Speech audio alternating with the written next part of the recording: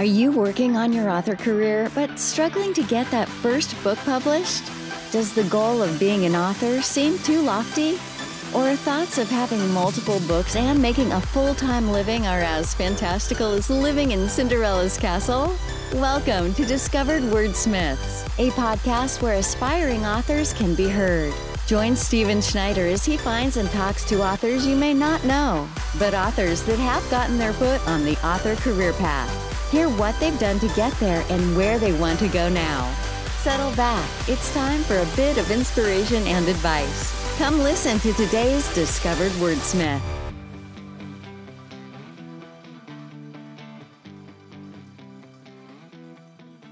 Hello and welcome to a new episode of Discovered Wordsmiths. And this is a great big episode today. First, I have Roland on, and Roland and I have a long chat about AI and ChatGPT. Now, I know every podcast, every author, that's all anyone's talking about lately, it seems. Everything you go on. But we can't avoid it. That's the topic. That's what's affecting everybody right now the most. That's why you're hearing so much about it. And so he and I have a good discussion about it. And that's what I love. It's not just reporting some news. It's a back and forth between he and I, how it's affecting us personally, how we see it in the author community and other authors using it or not using it. And that's the best part about what Roland and I do and chat about is how it's affecting us and the authors like us. And then I have Ben Monroe on, and Ben is a horror author. And I don't get a lot of horror authors on here. But I love horror. It's one of my favorite genres. I do another podcast with my buddy Reese. We do horror movie reviews. And recently we had Jeff Strand on talking about his novelization of Attack of the Killer Tomatoes, and that will be on here soon. So I've got some horror coming up. It's a great genre if you love it. Some great new books. So I talked to Ben about his book, and then we discuss the classic horror and the roots of horror and where we come from, which is interesting because a lot of the movies Reese and I do are classic horror, and then we can see where today's horror got their inspiration. So it's a great talk with Ben about this and how it's affected horror genre and his writing also. So sit back and listen. This is a great episode. It's a little longer than some because I've got Roland and Ben on here. So let's take a listen. All right. So it's been a couple weeks since we talked. And lots of things keep happening as always. So what do we got going on for the authors in the world that is exciting or interesting stuff? Well, I've got some stuff and I'm curious what's big for you. Oh, well, for me personally, I've got an author table I got set up for local school, and I'm doing an author talk, and I've got a roundtable discussion I'm in, and I'm putting together a panel. So in my little world, there's just a whole lot going on that's exciting. And recently, I got to go and meet MacGyver, Richard Dean Anderson. No way. I got his picture right up there. That's amazing. And I also then went to it was a busy weekend. I went to two different conferences that were 6 hours apart. And I went down and I met one of my favorite authors, Jeff Strand, got to meet him in person. And I also met Armin Shimmerman, who played Quark on DS9. No way. Yeah. Exciting weekend for me. So wow. Did you get his new book? He's got a book that came out recently. Yes. And I talked to him on the podcast about that book. It's a trilogy, and I kind of describe it so people understand it is alternative fan fiction Shakespeare history. It takes real life Edwardian events that were happening in the real world, and then takes the characters from Shakespeare's Twelfth Night and puts them in the real world events and writes the story. That's so cool. Yeah, it's very interesting. And it was fun meeting him. Great guy. You know, he's one of those guys that would come and sit down at the table and you wouldn't even know he's, been on TV and movies and stuff. So yeah, he's such a cool guy. Yeah, I'm looking forward to reading those books. Yes. Of course, they had a slipcover edition with all three of them hardback, and he signed all three for me, but they're just really beautiful. The company Jumpmaster Press, actually a lot of their authors are coming on the podcast. So the next couple months, there's going to be a lot of Jumpmaster Press authors. So it was awesome. A really good event. Yeah. That's awesome. Well, congratulations on meeting. That's amazing. Yes, thank you. Good guy. It was fun. I Good don't know. conference. It's such a, I mean, I went to a conference, it's been a couple months, but like I met so many authors that were like my heroes. It was so cool. Todd McCaffrey. He was like a, Nice. yeah, Wow. yeah, it's a cool guy.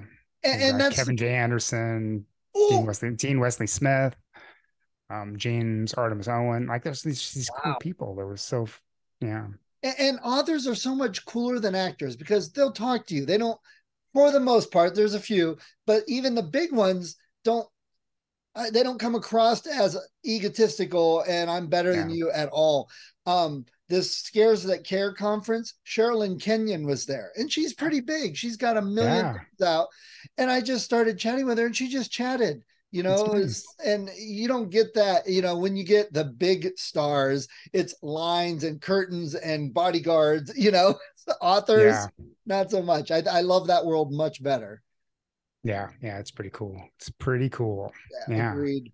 So, cool. Well, what's going on? in the Yes, in the news. news. Well, okay, so there's two kind of subjects to talk about. One, we're going to have to talk about AI because everyone's been talking about AI, right? What's AI? I haven't heard I know it. AI. And there's also a new report on author incomes. And I don't know if you saw this one. This was No, I did not. by ALLI, the Alliance of Independent Authors. I They did heard it. about it. Yes. And I mean, I can send you the link. I don't know if you do show notes with that. I can send you the link to the Okay. article. Perfect. And the the part of it that I liked the most was that finally somebody is reporting more on indie authors as well. Yes.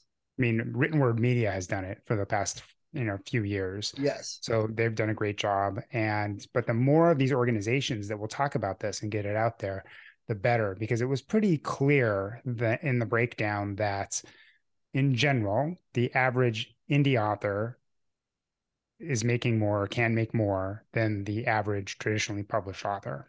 Now Wow. there are, Really? yeah, yeah. So there are definitely, there are definitely outliers in both areas, right? And I mean, big name authors, they're going to make a lot of money either way, on either side. Right. And part of it is like, because they're big name authors, but because they're big name authors, they also become, they also make more money. So it's kind of goes both ways. Um, but one of the things that was, I don't know, it was just sort of an eye opener. And there's a lot of people took it as negatives because they're saying that, if you look at it, the way they broke it down is like, there's the averages and there's the means and the medians, like all those kinds of things. I'm not a math guy, so I don't really understand. I was on another podcast and my friend Pippa explained it to me. And I said, I know English, I don't know math, and I don't know statistics. But, like the people who make millions of dollars, like, can really bring it up because some people were saying, well, it looks like the average indie author makes $80,000 a year from their books. Right. Well, but an average is so much different. Like you're averaging in the people who make millions of dollars with all the people who make $100 a year, right? Right. And who took the survey, Right. right? So, but it looks like when you kind of do it, they're estimating that most authors, you can sort of expect if you're doing the work, you can make around $12,000 a year, which is not a lot. So people are No. saying, oh, that's poverty. That's way below poverty levels, right? But it's one of those things where if this was an artist, if you were a painter, like not a house painter, but the other kind of painter, artist, and you were making $12,000 a year, you'd probably find another job. I mean, like you would have Right. something else that you're doing, right? So this is not, I mean, these are artistic things that we're doing, and we choose to do them because we want to be artistic. And it's really hard to say that, there should be like a minimum wage for authors or something like that. And Right. it's not that these authors aren't, but it was interesting because there wasn't such a huge disparity between traditional authors. People were saying that traditional authors are being taken advantage of, which maybe a lot of them are, by not being paid the royalties that they should be paid for what they do. But when you factor that in, and then you look at indies who make quite a bit more in royalties for their work, Right. They're not making that much more. Right. So it's But still, again, like people say, if you're traditionally published, you don't have to go find an editor and pay an editor. You don't have to go find a book cover artist and pay the book or graphic designer or whatever. You don't have to get a proofreader. You don't, that's part of what they do. You still have to do the marketing a lot. You still have to get out, go to conferences and shake hands. So if you take the cost of that 12,000 and cut out the editor costs and book cover costs, it probably makes them just about the same, I would bet. it's hard to say because, like I have traditionally published books and I have indie published books. And if I go out and push one of my traditionally published books, I might make $1 per copy. But if I, for a $20 book, if I sell a $15 book, one of my indie published books, which is comparable, $15 in paperback, I make $6. Right. And then it also, if you have that one book, if you sell 10 copies as opposed to 10,000 copies, now that cost of the editor is a lot less for that book too. So it's sort of like, what do they say? 12 of one, half dozen of the other, right? Exactly. One of those things. So I bring this up so authors have an understanding that you can do it both ways, and that being a traditional author is not automatically like the road to success. Right. And being an indie author is also not an automatic road to success. Right. So in all of these, and there were some very wise words, and you can go on Facebook and Twitter and you can find comments about these articles. And the wisest heads, we'll say, or the wiser heads were saying that, like you still have to, be able to do the work. Sometimes it takes years to get to the point where you're making that $80,000 a year. Right. And if you have to do it if you love it. Like you will only continue to do it if you love it, and that there might be other reasons. And for me, the way I'm able to do it is to do other things that I love as well until my writing started to make more money. Right. And that's one of the great things about independent author and owning all of it, every piece of it. You can decide that you want to do something that's going to possibly bring in more money. If you think the covers are what's not selling, you can hire someone to get another cover. And in today's world, if it's digital, you could even rewrite chapter 4 and add another chapter in and re-release the digital book. Traditionally published, that's harder to do. If they say, well, it didn't sell, it's done. But with an indie, you can make that choice to keep pushing it and keep growing it and get more for your return on it. And that ALLI survey, I remember I got that because I am a member of ALLI. I didn't qualify because I'm not selling enough books right now for that. So that is one thing that they didn't just take authors who had like a book out but hadn't sold anything in 10 months. So there were some qualifications for taking that, which I think the main reason wasn't to skew it higher or anything like that. I think it was to get the professional authors who are really trying to be full-time authors. That's how I took it. Agreed. Yeah. Yeah. But I was reminded that, I have favorite authors over the years, right? Some of my Jerry Pournelle and Larry Niven, I grew up mostly with science fiction, a little bit of fantasy, but my favorite science fiction writers, a lot of them they were college professors as well. Like not teaching writing either. They were teaching like science and astrophysics and stuff like that. So it wasn't writing related. They were teaching, a couple of them advised for like NASA and Caltech, right? As jobs. Like it was not like, oh, I'm just doing it out of the goodness of my heart. I mean, they probably would have, because like, can you imagine being it's a dream job. I'm getting paid for this. But they were contractors for NASA and Caltech. And it's like, yeah, there were some of my favorite authors that became full-time authors, but I don't know that they were full-time authors when they first started out. And, and think of how many of them were not. So, yeah. So I took it as a positive, because a lot of the previous surveys made it sound like being an author was a dead end, and also that the only way to go was to be traditional. So now we can see clearly that there are multiple ways to go. And for me, I've chosen to do both, indie and traditional. So we, calling it a hybrid. Right. And that's another great choice today. You can make that choice. Each book, is this a traditional book? If this is an independent book, do I have an agent and a publishing house that wants this book? Do I want to do that? You got a whole lot more choices. You have much more control over what you want to do. Yeah. Yeah. Exactly. Exactly. Yeah. Great. Cool. Cool. Cool. We'll make sure and put that link in the show notes for everybody. I will send it to you. Perfect. And then the other thing I just wanted to talk about a little bit is AI, because we've talked about it before.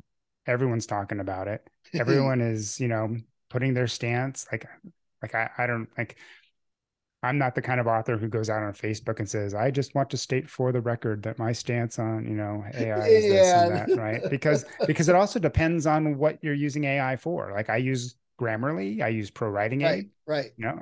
There's AI behind the scenes there, right? And I've seen authors, I've heard authors on podcasts say, we're no longer supporting Grammarly because they've added AI to it and we're not supporting that. Well, now again, we just said it's your life, your choice, but I think you're fighting the rising tide. Well, I mean, I just want to, okay, so if you can push back on this, not you, but one can push back on this, yes. right? And like, what is your end game? Because it's going to happen. Right. So you can make a stink about it. You can talk about how to use it ethically and stuff like that, or how to use it, how you want to use it, and how you think other people should want to use it. But if you just say I'm boycotting it and like I'm never going to use it, well, other people are going to pass you by, because people who use Grammarly are going to pass you by because they can make their book tidy enough before they send it to their editor. So they're going to be able to get work out of through the system faster and publish better books more often. Let's put it that way. That's at the bare minimum, right? And if you look at it, like, editors were complaining about Grammarly and Pro Writing It a few years ago, but now many of them use it. They use it as part of their editing process. Right. Like they'll use it as because they want to use their brains on the big picture stuff, developmental editing, complicated sentence structure, making things simpler. And like Pro Writing and Grammarly don't always do those things. They say they do, but like one of my clients, I ran through Pro Writing Aid through the system, ran these reports, long sentences. And there was like, well, how come it didn't flag this as a long sentence? The sentence is unreadable, right? But it didn't, but it caught some of the other ones, right? So it's not perfect and it's not great. So, but you use it as part of your editing process, because if you want to compete as an editor nowadays, you probably have to do that, right? It probably helps you get some of the little things out of the way. So why spend 3 hours to get all the commas when you run it through Pro Writing Aid? It tells you where the commas are. Now you can spend 3 hours on other stuff. So instead of telling a client, hey, this is going to be 12 hours, and you have people going, it's going to be what? How much? You can say, well, it's going to be 9 hours and I'll give you all the same stuff. It's kind of what ACX with Audible's doing. Well, we lowered the price so you'll sell more. You'll make more money by selling more instead of higher costs for a few. I mean, I know we could sit around all night arguing which way is better or not, but like you said, it's how it is. So we got to deal with it. Yeah. And like right now it's not perfect, but this is the time to get comfortable with it to some degree. And for instance, I helped a client edit a book and we used Pro Writing Aid. And then I said, she said, is it done? I said, well, you need to, I'm not a proofreader. You need to hire a proofreader for the final, or like get a bunch of beta readers or something like that. She didn't have time for the beta readers, hired the proofreader, found all sorts of things, not typos, because if a word wasn't there, we found it. Pro Writing Aid, Grammarly, Words, Spell Checker, all these things. They found the words that weren't words. But what it didn't find was words that should have been a different word. Right. Yes. Even though to me, when the proofreader read it and when I read it after she said, here's the correction, I went, oh, well, that sentence didn't make sense with that word in it. But these AI tools didn't catch it. Right. Because it's the right word. Just yeah. So the other things that I don't know that as many people are upset about Grammarly and Pro Writing Aid. And I think when the recent pushback to Pro Writing Aid they indicated that they were going to, if there's a sentence that's awkward, you can click this button and we'll use AI to suggest a different way to say it. Right. I think that was the part that they were upset about, right? So I don't know. But I've used that and I've told other people, I'm like, you can't think of, I use Pro Writing Aid. I liked it better than Grammarly, comparing both. And I said, you can't think of it as it's doing this so I don't need an editor, or it's going to do this so I don't have to think about it or anything. That's the total wrong way to use it. Use it as a learning tool that also is helping you get all the right commas and spelling and stuff. Because I look at every single suggestion it makes, and over time that I've been writing and using it, it's not catching all the same old mistakes I used to make. So I've been learning from it as much as anything else. And AI in general. So here's my scenario. I have a book out and I have 2 short stories that are prequels to that book. Now, I give those short stories away. They're not that long, but to go through an editor and get a cover for it and everything else is, a couple $1,000s maybe for 2 stories. Well, do I want to spend $2,000 on these 2 short stories and then have to sell that many more of book 1 just to make it up and break even? Yeah, not right now. So I can use Pro Writing Aid to go through that short story, and it's probably getting it good enough for putting out there as a free short story into my main book, which does have an editor. And I can use Midjourney to get a cover, get it tweaked and all of that. And then instead of paying, $300-$400 to somebody to make a cover from scratch, they just take this to modify it, and it cost me $50-$60 to put on these short stories. Yeah. So is that a good or bad thing? I'm sure I'd get people yelling at me saying, oh, you shouldn't do that. You should. I understand that.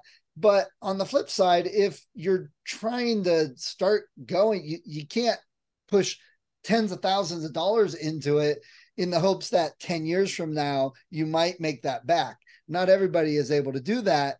And this is a way to get you going. It's one scenario. Yeah, I totally agree. I totally agree. It was an interesting, and forgive me if I've spoken about this before, but I was in a class. Joanna Penn led the class. She was the teacher, the professor. And did you call her professor? Did she like that? I wish I did. I didn't even think about it, but that would have been cool. Professor, excuse me. But she said a great use for AI is in her example was asking it how to add in the senses that I don't typically know how to put into my books. So like a lot of I think it's called, is it white room syndrome, right? Where like you take your characters into this room and like you don't really describe it enough. So it might as well just be a white room. Like you might say it's the bedroom, you might say it's the living room, and the windows are open and there's some drapes, but like you don't say anything else. So like I'm like, I just don't know what to say. Like what do you say? So you can have AI like ChatGPT or whatever, like sort of describe it. Like tell me about how I would describe the room, blah, blah, blah, blah, like that. And you can see, oh, here's what it describes. Now I'm not saying I would not copy and paste that, but I would go, oh, I see what you mean.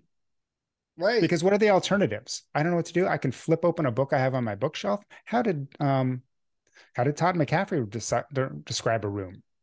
Right? Oh, that's what he did. Okay, now, well, how much time are you gonna have to flip through his book that I've already read a bunch of times to find a room, the section that has a room, and then go, okay, this is how he used senses in there. Okay, now I'm gonna go and rewrite something in mine that uses that as inspiration. So ChatGPT did something like that, and we did not do it live in class. We did it on paper, but like she led us through that same thing with just focus on one sense. How could you? And she gave us some examples. Here's smell, and here's some examples of how you could use smell, and then like how to do these things. Well, if I could just go, how do I describe the smell of a hospital room, right? How do I describe this? I don't know. How do I describe the smell of a house that's been, sealed up for 100 years with leaks in the roof? It's going to tell me, and then I can put it into my own words. But sometimes I just don't even know where to start. And I've been hearing that a lot more, that's the way to really use this stuff. Midjourney, ChatGPT, all the others out there, is as a learning and inspiration tool, not necessarily brainstorming. I've used it for some stuff for brainstorming. Hey, give me a list of blah, blah, blah, and it does. And I'm like, okay. And then I start doing whatever. And it's it's like bouncing it off a partner if you don't have anybody else around. Exactly. So And again, in a way, isn't it like a very personalized writing prompt? yeah, Like authors, I mean, I'm not a fan of writing. Like when somebody, hey, here's the writing prompt for the day. I never do those things, right? I'm not, I'm you not a know, big it's fan of them either. like I hated when my teachers in middle school and high school and college said, here's your writing prompt, write something. I didn't want to just, tell me, give me I'd rather write about a theme or, whatever. I'd come up with my own writing prompt. But like this is sort of what that is. It's like it prompts you on how to, to get your brain going, get your juices flowing. And I think that's a really good use for it. Yeah, it could be abused because somebody could take this and they could paste it in, Yeah. right? And yeah, so they're talking about like then it's what kind of prompt are you putting in? Like so it's almost like having a collaborator. Yeah, I don't want to judge, but what I would encourage authors to do is not put their head in the sand, not put their hand. And if you have a lot of Exactly. science fiction fans out here, if you do, Stephen, Yes. if you've seen the Battlestar Galactica, the reboot, and I think it was 2008 or something like that, or Yeah, somewhere in there. Yeah. right, 2008. So they kind of put their head in the sand, like we can't network our computers, we can't do these things. Technology has to stay back in the olden days because the AI is out there, and it's gonna if we use it, AI is gonna win. Well, what happened? AI just continued to win. All they found they found a loophole. It wasn't AI. They found a human being to Right. let them in with like what's basically the equivalent of a USB key, right? And then that was their way in, Right. right? And we've seen the same thing. Like there was there were then everything the silence flipped a switch, everyone's down, they're in, right? Right. So you can't put your head in the sand like an ostrich. You say ostrich or ostrich? I've heard both. All right. My son's big on no, that's not how you pronounce it. And I'm like, oh man, you are so off. There are so many ways to say things around the world, you know. Yes. And I'm glad you mentioned the writing prompt because I've never been big on writing prompts either. I think okay, two things. I think our schools need a little bit more added in for writing and story with kids. We teach them grammar and spelling, but we do that from the start. But they don't connect it to telling stories. I think if they would tell stories earlier, and then when they do the spelling and grammar, it makes more sense. Yeah. Just like using that. So I have on my website for teachers and kids and schools and parents, I call them imagination inspirations. And it's something different that's kind of like a writing prompt. So like I was on vacation the one time and I took a picture of every dog I saw at the rest areas that was on vacation and said, write the story of this dog or a dog on vacation.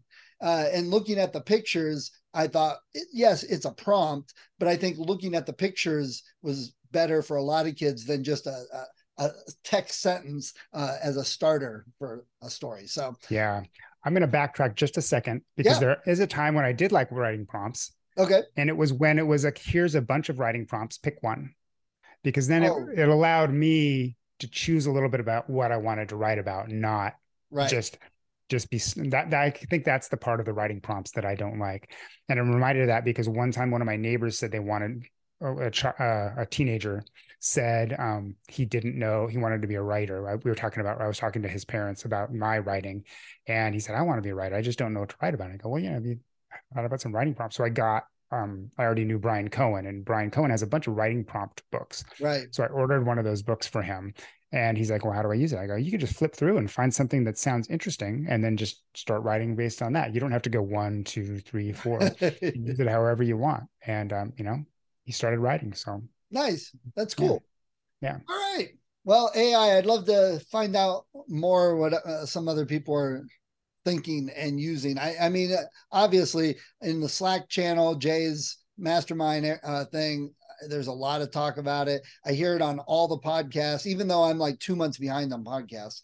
But it's all out there. So I'm 2 months behind on some podcasts. I'm up to date on some. I don't have as much time to listen to them anymore. So I have to I prioritize the right. certain ones, the ones that are more timely, Right. Yeah. Well, It's now nice weather. I've got to start mowing. So it's a couple hours mowing each week. So I put the headphones on and catch up on my podcast. I used to like drive to get my kids to school and pick them up from their mothers and, you know, a lot of driving. So I got a lot of podcasts then.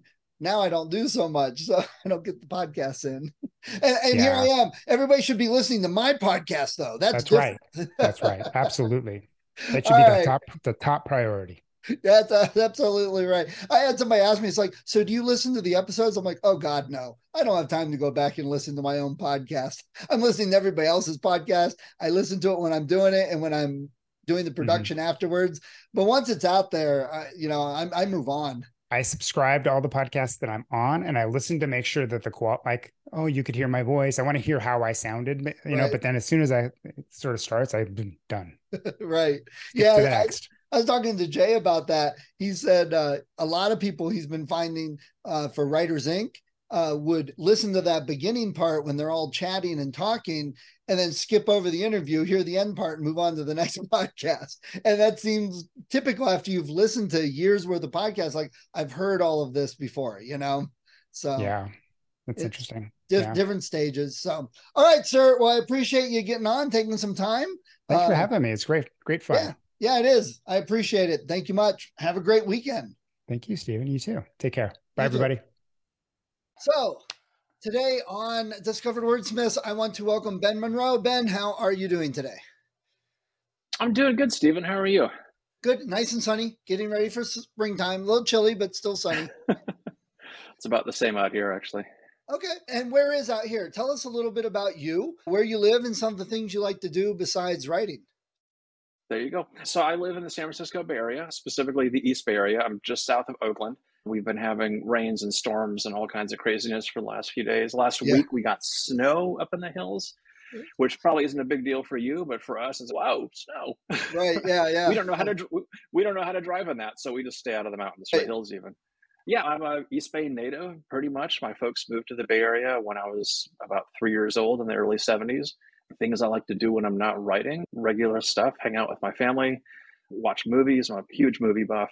I love, in fact, it's one of the great things about the East Bay here is we have, I think, 180,000 acres of usable open space. So there's plenty of hiking trails and stuff to do to get outside. Never hurting for things to do around here. Beforehand, we were chatting, we found out we both like Weird Al. So yes. That's a good thing.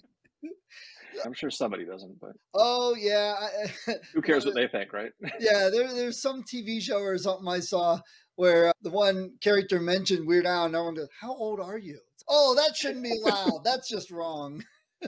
So, what's one of the favorite movies you've seen recently? Oh gosh, I actually haven't seen a lot in the last few weeks. I watched recently The Quick and the Dead, Sam Raimi Western from the early 90s, which I hadn't seen in years.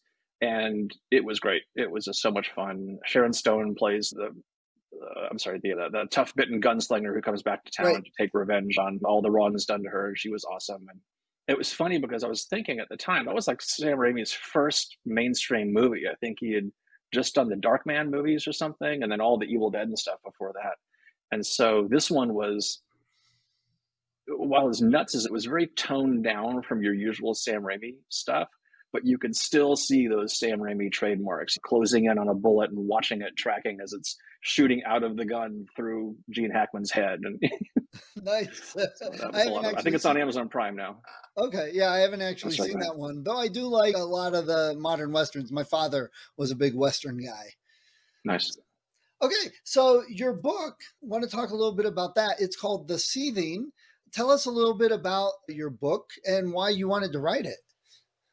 So The Seething, it's a story about a family having a pretty bad vacation. They go to the mountains. They're kind of sorting some stuff out. They're one of those familiar transitionary places that a lot of families go through, and they're trying to figure out what they want to do next and what direction they're going. And they go back to stay in the childhood home of Gabe Barnes, who's the dad of the family. His father had passed away mysteriously 3 years earlier, and while they're there over the course of a week, they start coming into contact with the reason why the dad disappeared mysteriously a few years earlier. So there's lake monsters and stuff, and it's pretty creepy and scary. Hopefully. It's not a romance. No, not at all. Okay.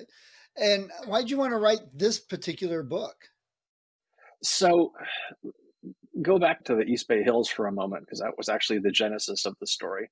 I was hiking around Lake Chabot, which is right on the edge of Oakland, Castro Valley, that kind of area, a few years ago, in the middle of one of our big droughts. And I was hiking around this lake, and these little pontoons where the people can park a boat and get out and fish and do stuff. And the floats go up and down as the water level raises. This drought, I was noticing, because it was a place I was really enjoying hiking and running around for a couple of years. These floats were getting lower and lower and lower until they were basically resting on dry land. The lake had receded so much that they were just sitting there. They weren't floating, they were just sitting. Maybe this is a writer brain thing. I like to think it's a writer brain thing. It's definitely a my brain thing. I started looking at the thing going, wow. And I don't know why this popped into my head. I read a lot of horror. So I start thinking, wow, if there was a monster in that lake, it's a lot closer to the surface now as the surface was coming down. So it'd be a lot easier for a monster to get you. And then that kind of started a train of thought of, if, let's say you were a monster, a thing, right? And your habitat, your ecosystem was being eliminated. What would you do to get out? How would you try to survive? And that's sort of one of the central points of this book, is how the thing in the lake is trying to get out of the habitat that it's been trapped in for many years as things are going weird. And so then it was just an idea that stuck in my head. At the time, I was writing a lot of short stories, and I kept thinking about that lake and that monster, and just kept coming back. Well, so you have a cat too. Yeah, I do. I kept coming back to that idea, and then I started writing it, and it just took off from there.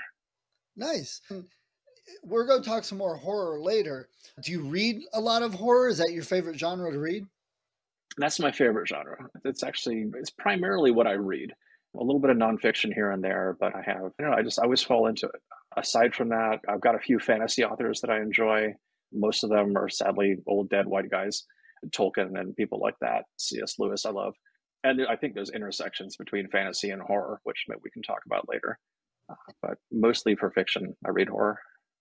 Are there any books or authors that you can think of that are very similar to The Seething?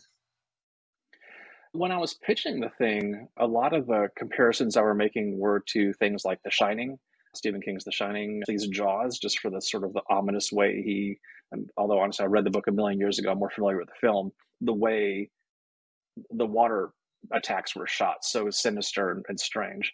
While I was writing it, it's actually funny you mentioned how much of a fan your dad was of Westerns. While I was writing it, I was getting into Louis L'Amour. I was reading a lot of his stuff and reading a bunch of John Steinbeck as well, which doesn't seem really connected, but I was really getting into the way Steinbeck and L'Amour have a setting, especially a rural setting. My book is set up in the Sierra Nevadas. It's an imaginary version of the area around Lake Tahoe, Donner Pass, those kind of areas, so up in the mountains. And so I was really interested in the way they described a setting and made it feel so real in the natural sense, those things. And honestly, perhaps The Color Out of Space was a big influence on it as well. Oh, yeah, no. That was just recently a film that, it was okay. I don't know if you saw it with Nicolas Cage. I didn't. I hate to say it's on my list to make it sound like I'm going to see it next week, because my list is years long at this point. But it's one of those ones I'll see one of these days. Yeah, it was all right. They really tried to do something a little better and different than some past Lovecraft movie interpretations. Right. The Color has been made into a film a few times too. I'm curious to see what they did with this version. Yeah, it's got a definitely higher budget than most of the others. Yeah. So what's reader feedback been like for this book? The book actually doesn't come out until March 23rd, but there has been some advanced reviews up. I think there are 5 reviews on Goodreads at this point from some people that the publisher sent it off to. And it's all 5-star reviews, and the reviews are pretty complimentary. Everyone who's read it seems to like it. I've heard back from a few Horror Writers Association colleagues that I'd sent early versions to, and they all really enjoy it. I think in answer to that question, the people who have read it have told me they like it, and I'm hoping they're telling the truth. So good, great. If you had a choice, we've talked movies a little bit, movie fans, TV fans nowadays also. If you had a choice, would you like to see this turned into a movie or a TV show? A movie or a TV show. If I had my choice, I would love a limited event series, is what they call them now. I think it's the thing, like a 3 to 6 episode long show of just that story. I like to think there's too much material in there to make one movie out of. That's because I'm in love with every word that I put in there. Right. And I'm sure a competent screenwriter and director could get right to the really important points and get most of the points across. But I think it would do well as a limited run show. And it has an ensemble cast. There are enough different characters in it that I think it could be interesting. And it's told from a few different perspectives as the book goes along. So I think it would be interesting Nice. to play in that format a little bit. Nice. Now, typically horror are standalone. Is this a standalone? And if so, what's your plans for your next book? As written, it's intended to be a standalone, yes. What I've been doing, though, with this book and just about every other short story, and honestly, the book that I'm working on right now, I'm creating sort of my own little setting, much like Lovecraft did with Arkham and Dunwich, King's, Maine, Derry, Castle Rock area. The settings in my stories, the main city is Alcosta, California, which is Alcosta is a Spanish word meaning on the coast. It's down on the coast, about halfway between Santa Cruz and Santa Barbara, is my imagining. And so there are connections between these stories, while none of them are really specifically sequels to each other or part of a series. Any one of them could be read in any order. Okay, good. So we were talking about authors and books. Oh, before I ask that, do you have a website that people could go to and check out all your books? I do, yeah, definitely. Check that out. A really complicated name. It's benmonroe.com. Got it. Good. And it'll come right up. Just make sure you spell it right. If you don't, who knows where you'll end up. But you can, somebody else trying to right swipe there. your name. Exactly. Some with a Monroe with a U. And yeah, you can find links. So I post links to places to buy all the anthologies that my stories have appeared in. I've got about a dozen short stories out over the last couple of years. You'll have links to The Seething. There'll be a link to this webcast probably in the next week or so as well. I put links to every appearance I make gets up there on the media page. So if you ever wanted to know, a lot about me and watch me ramble on about monsters for hours and hours, that's the one-stop shopping for you. Got it. Cool. So you mentioned some good horror authors and like The Shining, which is one of my top 3 books of all time. So what are some of your favorite all-time books, all-time authors? Oh gosh, so many. I always like to throw out Lovecraft because Lovecraft was really my real introduction to real horror. As a kid, I had watched all the Universal monster classics. I was into Wolfman and Godzilla, not Universal, all that stuff. And then I stumbled across a Lovecraft story when I was about, I think, 8 or 9 years old, The Outsider, which is great. And that sort of blew my mind. So Lovecraft, he's seen as kind of problematic today, but he's still seminal to me. Big fan of Stephen King, love his work. Some other authors more recent, oh gosh, I guess not really recent. Peter Straub I was getting into a few years ago. Poppy Z. Bright, pen name of Billy Martin. I was really read a lot of their stuff back in the early 90s in college. I was obsessed with Lost Souls. Kathy Koja's The Cipher is great. Recently, Grotesque Monster Stories by Lee Murray. It's a collection of really great short stories is good. And not out yet, but They Hide by Francesca Maria, another great collection of monster stories, is coming out in April. I got a chance to read a sneak peek of that, and that's a lot of fun. Nice. You mentioned King and Straub. Did you read, what was the book they wrote together with Jack? Talisman, yeah. Black House. Have you read Black House? I haven't got to that one. I did a couple of years ago. Yeah, it was good. Interesting. It's fun when those guys, King did it in The Shining and Doctor Sleep, and then they did it in Talisman and Black House, when they come back to those stories after so many years and see how this character has literally grown up in character studies. Yeah, so that's cool to hear. It's on my list. It's that list.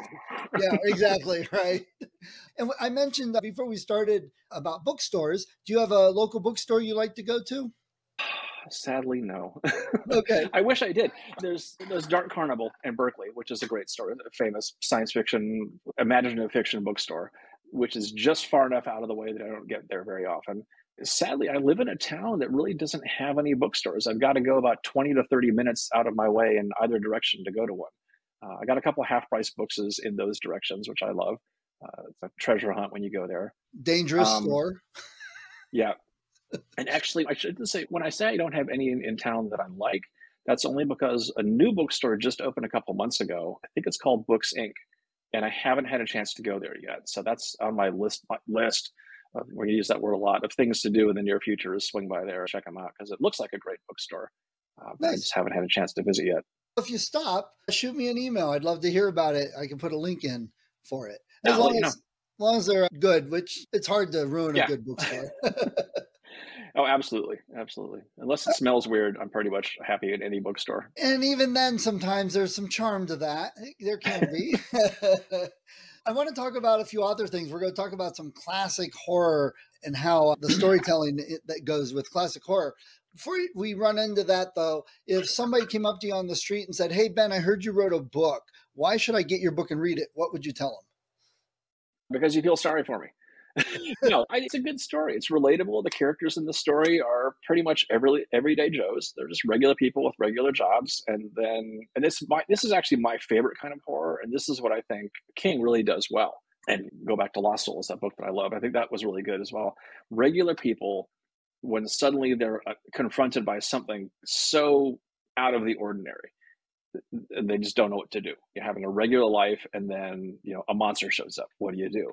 And that's really what The Seething is at its core. It's regular people having regular problems, and then the monster shows up. Nice. Good. All right. The Seething, you mentioned some future books. What have you learned from when you first started writing and the short stories and the anthologies to the book you're working on now? What have you learned and what are you doing different? The main thing I've learned, I've come back to, there's a couple things, but the main thing is really the difference between a short story and a novel. And obviously one's short and one's long. But when when I first started writing, a novel seemed overwhelming. It seemed, oh my God, how do you write a novel? Because you read a novel, it just takes a few days or maybe a week or two, depending on your schedule. And the idea of writing a novel, I don't have time to write a novel in a few days. Of course, nobody does that, right? But you gotta get yourself in that mindset. And what really helped me shift, a few years ago, I was just out of sorts and I needed to do something to get some exercise, get outside, do something. And so I took up trail running, and which was a lot of fun of its own sort of thing. Like I said, I love being outside, I love being in the mountains and the hills, and so that was fun. And I started thinking a lot about the difference between basically sprints and long distance running. I could go for a short run around the block. That felt pretty good. If I was going to go for a 5K trail run, that was something I had to build myself up to. And so that became a metaphor for my writing process as well. Do the little short things. They're fun. They're good. They make you feel good. But then focus on that longer goal as well. So the novel became something that I could come back to over time. And when I wrote The Seething, that was really how I did it. I wrote, I think, probably a dozen or more short stories in that same period. And I would just keep coming back to The Seething. I follow a lot of open call groups on Facebook and keep an eye out for people who are looking for stories for anthologies. And I'd have an idea. If an idea struck me and I couldn't get it out of my head, I would write that, send it in, go for it.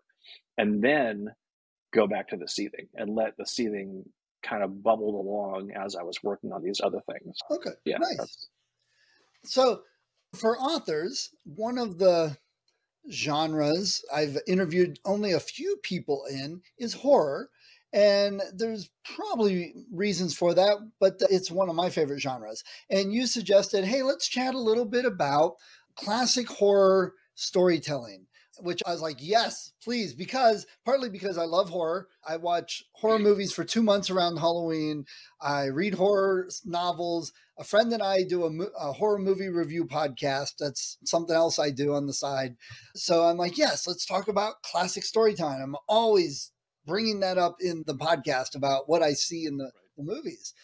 You mentioned all the old Universal and Hammer films and Godzilla and all of that, which I've read or I've watched also, and a lot of classic horror, Dracula from over 100 years ago, and some of the classic sci-fi horror from the 20s and 30s. I love that era and stuff. So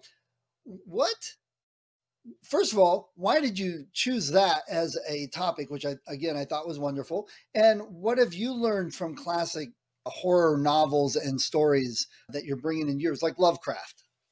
It's interesting because if I asked you, I'm going to interview you for a second. If I asked you, what's the earliest horror story you can think of? There's Frankenstein, and sure. And recently I've been reading Vampire from Polidori and Camilla. I read those when I was doing a lot of vampire stuff. But you go all the way back and you got Gilgamesh, which is horror. There you go. Okay. Yeah. That's where I'm going. People think Frankenstein. People think Dracula. People don't think, if I say, what about the Odyssey? The guy curses the gods and the gods curse him back. And it's not, and you think of the Odyssey, you think of, oh, there's Odysseus on the boat with his guys, and they're sailing around and having adventures. They're sailing around, they're having adventures. They land on the island of Circe, who curses, again with the cursing, curses his men, turn them into pigs, and feeds them to the other sailors, right? That's horror. Yeah. They go a little further, and they end up on the Isle of Polyphemus, this giant who traps them in the cave, gets drunk, eats them live, right? Eats them. There's a description in the story where he gets so drunk he starts vomiting up parts of guys, and then they get him back by sharpening this stick, stick him right in the face with it, his eyeball, and that's gross and sad. And you shoot forward a few hundred or maybe a couple of thousand years further, you got things like Beowulf, which again is seen as an epic adventure story. The first couple of chapters or stanzas or whatever you call them in that kind of poem are about Grendel, who's essentially Jason Voorhees in another timeline, storming into the hall of Heorot and tearing these Vikings limb from limb. Beowulf finally fights, like rips his arm out of the socket, beats the monster over the head with it. I think there was actually a scene in one of the Friday the 13th movies where a guy is beaten to death with his own arm. And this is something I've been thinking about for a while now, and is actually very much an influence on the next book that I'm writing, the one that I'm working on now, which, well, when I've gotten further into it, I'm happy to talk more about that, is that the horror story is at the roots of so much fiction. Going back to, I even think we don't have records of the old stories told around the campfire by the village wise man back in the Neolithic times. But I guarantee you, most of those stories were nobody go outside the circle of light or the demons will get you. Right. Now, we know those demons are bears and wolves and mountain lions. Stone Age people didn't know what they were. It was that horrible hairy monster with the fangs that would tear you limb from limb if you wandered outside the village. Yeah, a great example, I think it's great because I came up with it, but an example I've used fairly frequently to explain this a little deeper is look at the story of Red Riding Hood, right? The girl who goes into the woods to visit her grandmother, gets there, and her grandmother has basically been eaten by the monster, and the monster's put on her clothing to trick people into, come on here, I'm a nice old lady, right, and let's have tea, and then kill you and eat you too. And that's essentially the story of the Texas Chainsaw Massacre. True. Almost down to the identical monster. It's interesting to me how, for a genre that is seen as, ooh, horror, why do you want to read horror? We've been doing this for thousands of years. As long as we've been people, as long as we've been able to tell each other stories, we were warning each other not to do certain things. I just read, I wish I could remember where I read it a while back, that the difference between horror and supernatural is horror happens as a buildup, whereas then I may have this wrong, but then the supernatural happens afterwards. And it's the horror that really gets us, because it's those internal fears, those parts of us that we're afraid of the dark. We're afraid of what's hiding right under the bed and all that. And like you said, it's been going on for centuries. And when people say things like that, oh, why would you want to read horror? My buddy Reese says horror is one of the only genres where there's something for everybody.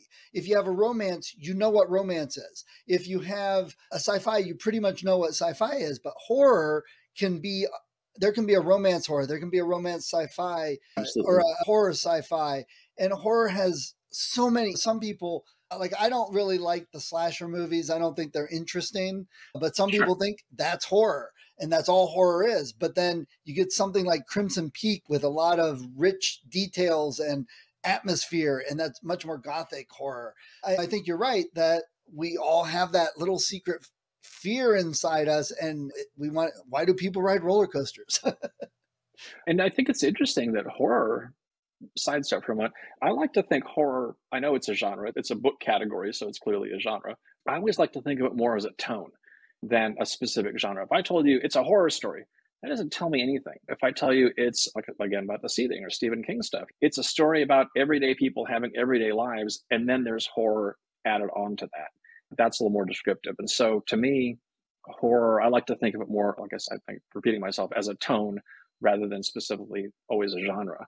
And I also think in that regard, it's really interesting that horror, we call it a genre for now, is the only genre that's named after an emotion, right? Can you think of it? I always dance around romance because maybe they call them love stories too sometimes, and that's an emotion as well. But you don't feel action. You don't feel science fiction. You Right. feel horror gets you.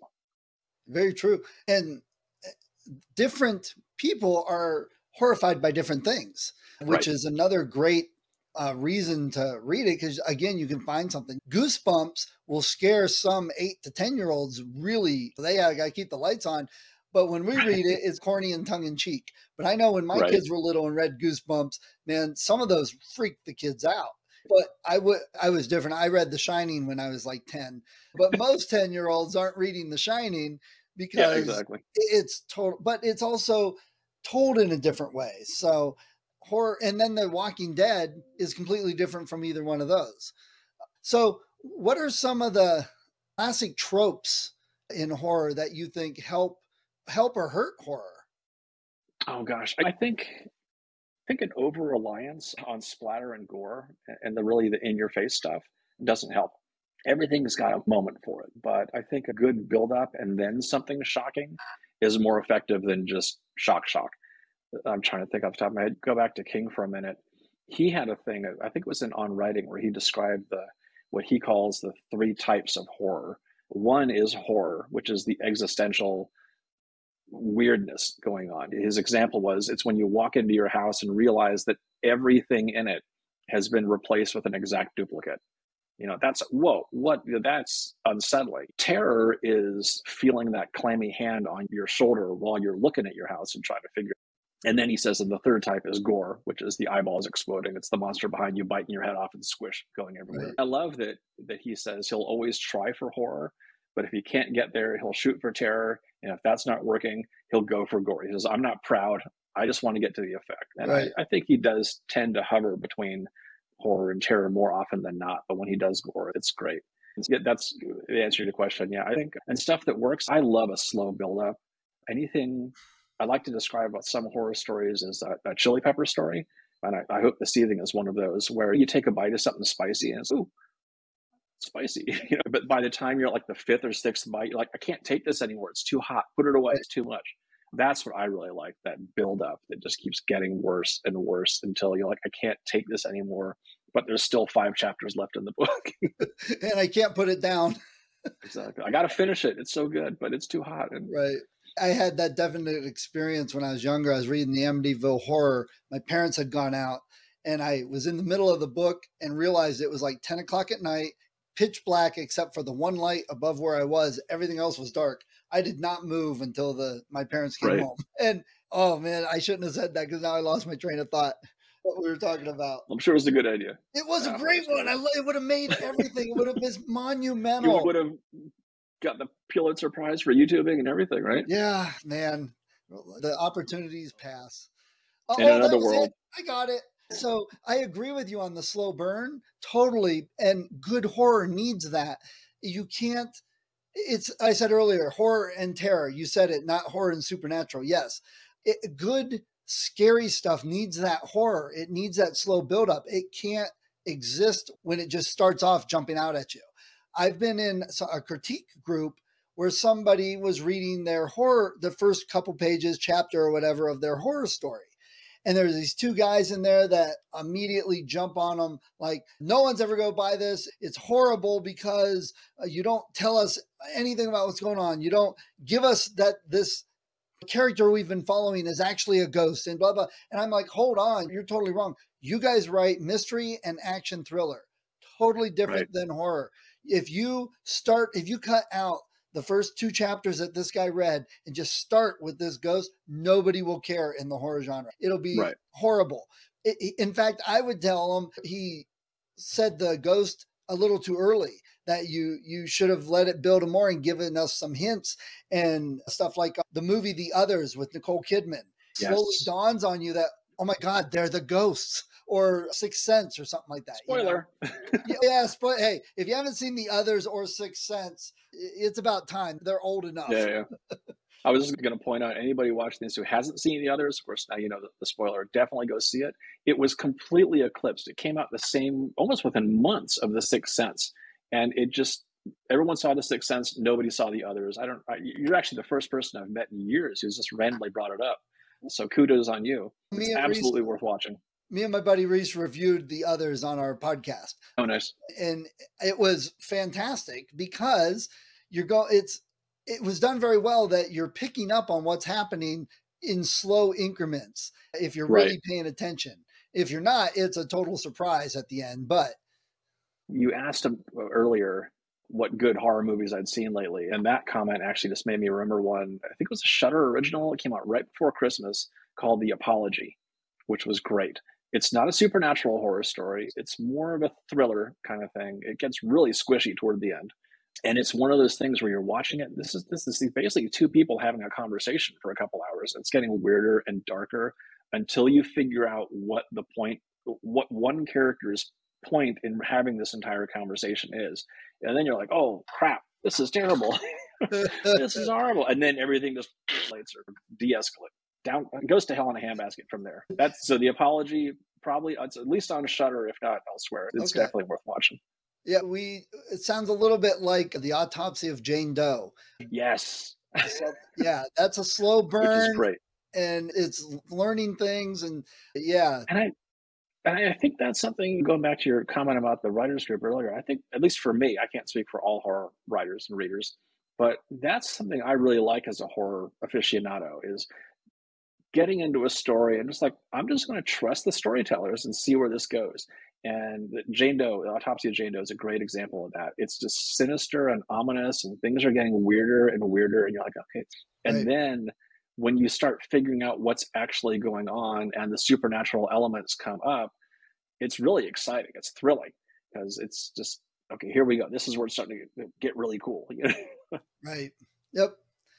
All right, Ben, it's been a wonderful conversation. I love talking horror. I don't get that very often on here. Before we go, though, again, your book's The Seething. I'll put links in the show notes to your website. Do you have any last-minute advice you would give to new authors? Oh, gosh, new authors. So I've really only been writing fiction for about 4 or 5 years now. My first novel, In the Belly of the Beast and Other Tales of Cthulhu, was actually a collection and novel. It came out about 5 years ago. And I had so much fun, I just kept going. And that, to me, that was a logjam breaking moment. I had been wanting to write fiction for so long. I had a lot of stuff in my head that was keeping me from doing it. And so the quick version of all of that distilled into answering your question is, don't sweat rejections. People are going to not like what you're writing, and you can't let that get the best of you. Just keep writing, do it. You're going to find your audience. If you're enthusiastic about what you're writing, you're going to find other people who are as well. And the people that reject your stories are just the people that aren't interested in what you're specifically saying at that time. And that might just be, it primarily is based on their own preconceptions. They like something that it's different from what you like. Think about every time you've had a conversation with a friend about a movie you really enjoyed and they didn't like. Doesn't mean that your opinion's bad. Just means that you like something they didn't. Art is the same way. And so just write it. Just sit your ass in the chair and start writing. And there's so many avenues nowadays to reach people and different audiences, and people are wanting more specific things, and they enjoy the stuff, not the necessarily big names on the shelves, the same old. There's lots of people wanting different. So yeah, I agree. It's a new world out there. Small press and indie horror is thriving right now. So this is a great time to get started. Nice. Great. All right, Ben, wonderful talk. And I'll make sure and let you know when it's live, and I wish you luck on The Seething. Yeah. Thanks, Stephen. It was great to talk to you. Yeah, it was. Hi, if you enjoyed this episode of Discovered Wordsmiths, please support the author. Go to their website, go to Amazon, look them up, get the book. And if you click on the link that I have in the show notes, you'll also help support the podcast so I can keep the hosting and all the software I use and keep it running to help more authors. When I am recording this, we've got over 100 episodes, lots of authors. Go to the website, discoveredwordsmiths.com. Check it out. There's a lot of great authors, probably in some genre that you love. See what they have. Check out their books. That's what the point of the podcast is for. So people can discover new authors, find some new books they love, support the authors so they can continue writing. So please support them.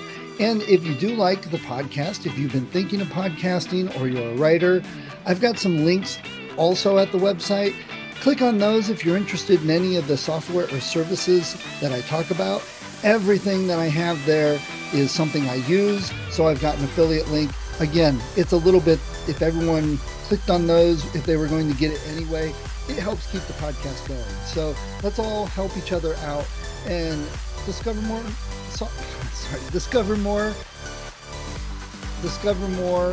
authors to read. Thank you for listening to Discovered Wordsmiths. Come back next week and listen to another author discuss the road they've traveled, and maybe, sometime in the near future, it might be you.